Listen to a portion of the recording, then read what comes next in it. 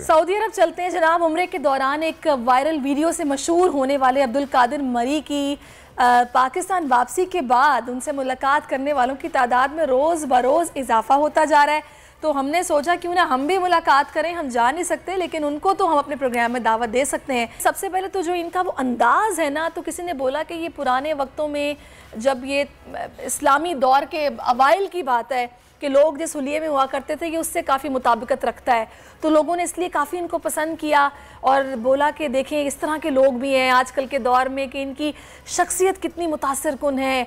फिर ये सुने खाली हाथ उम्रे पर गए थे, इनके पास कुछ नहीं था, एक घड़ी इनके हाथ में थी वो भी इनकी खो गई कि वक्त भी ना पता चल पाए। तो बड़ा मतलब ये वायरल हुए। फिर आई थिंक सो इन्हें बुलाया गया एज अ मेहमान अब आप जो सऊदी हुकूमत है उनकी तरफ से, और फिर ये वहाँ से जब वापस आए हैं तो लोग इनसे बहुत मिल रहे हैं। तो हम भी आपकी इनसे मुलाकात करवाते हैं। बाबा कादिर बख्श, बहुत शुक्रिया आपके वक्त का। आप कब से बकरियां चरा रहे हैं? क्या यही आपका ज़राए आमदनी है या इसके अलावा भी आप कुछ करते हैं? मदरी अल्लाह बुझा चारनिया फसानिया वक्त के पैदा भी सो पादी भी सो मई कारोबार हवे बुझानी चारनिया। बाबा का कहना है कि मैं बचपन से बकरियां चरा रहा था, हमारे पास और तो ज़राए आमदनी या कुछ नहीं था कि लोगों से कहते कि हमें बकरियां दें, हम आपके बकरियां चराएंगे। फिर साल बाद जो है ना जितना बचता था तो वही हमारा जो है ना ज़राए आमदन और वही हमारा रोज़गार था। ये भी पूछेगा कि उम्रे पे कब से जाने का इनका इरादा था?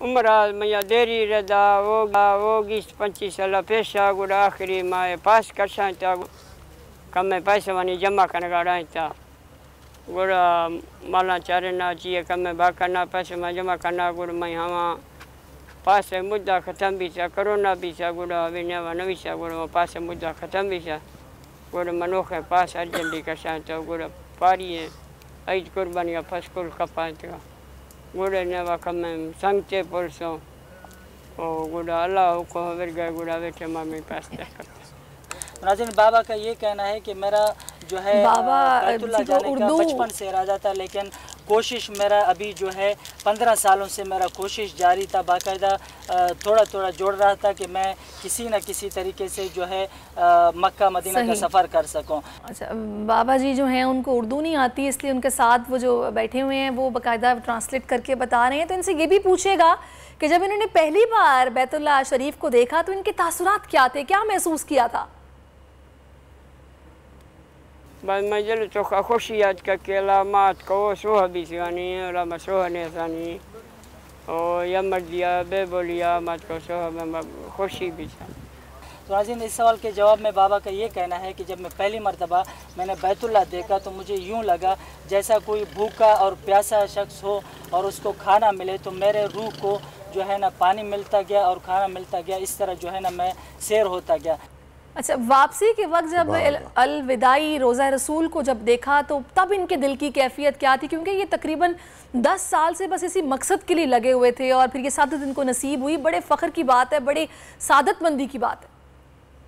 बस मैं आखिरी तो खादे आवे आज का के सलमा अंग्रेज दुआ लोट सा उला मसोहने से मना मन शान मर्दवा दस का गुड़ आखिरी गुड़ जन्नत रजा दुआ लोट सो गुड़ जमात नवाज पढ़ सो अल्लाह पाक नी मतावर का वर्षा के मतलब है महीना है अभी से। नाज़रीन, बाबा का कहना है कि उस वक़्त मेरे दिल पर इंतहाई जो है मेरा गमगीन था कि मैं वापसी जा रहा हूँ या नसीब दोबारा मैं कब आ जाऊँ, मुझे नसीब होगा या नसीब नहीं होगा दोबारा अल्लाह के घर। मैंने जैसे कि पहले बताया कि गालिबन इनकी घड़ी वहाँ पे खो गई थी, बस वही एक चीज़ इनके पास थी। तो आप बाबा जी से पूछेगा कि इनका वहाँ क्या सामान गुम हुआ था, वो वाक़या क्या था? अनि में टिकट टाइम कम में गुड़ा मैं रवागी मक्का पका नहीं मायदा के निंदा तो मैं गुड़ा उम्रों नहीं माँ गुड़ा यक दो में मर्द में सवाल तो मुला सतारा है बरस चे बच्चे जिंद सी है रही में बरसा जमात नमूनात का माँ अमीरा रास्ता लौट सके दूर रोशवास्ता। तो नाज़रीन, बाबा का ये कहना है कि वहाँ पर मैं अपना सामान गुम कर चुका था। जब जाते हुए वहाँ पहुँचा था तो मेरा सामान गुम हो चुका था। 48 घंटे में एहराम के साथ था, खाने पीने की कोई चीज़ नहीं थी और कोई सामान मेरे नहीं थे, सब कुछ मेरा गुम हो चुका था। मैं एहराम के साथ जो है ना हरम शरीफ के अंदर ही बैठ रहा था और वहीं पर ही रहा था और कोई खाने पीने वगैरह। बहुत बहुत शुक्रिया अब्दुल कादिर साहिब, आपने अपना वक्त हमें दिया, लेकिन आपने मेरी ये बात साबित कर दिखाई जो मैं हमेशा से कहता आया हूँ। बुजुर्गों ने हमें बताया है कि फ़कीरी में जो बादशाहत है वो बादशाहों को नहीं मिलती। जितना ज़मीन से करीब रहोगे कब्र में जाना उतना आसान होगा। यकीनन बाबा जी भी उसकी एक बड़ी बेहतरीन मिसाल है।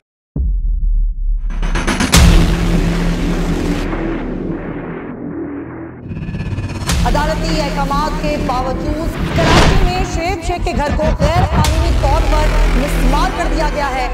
बोल के खिलाफ इंतकामी कार्रवाइयों में तेजी।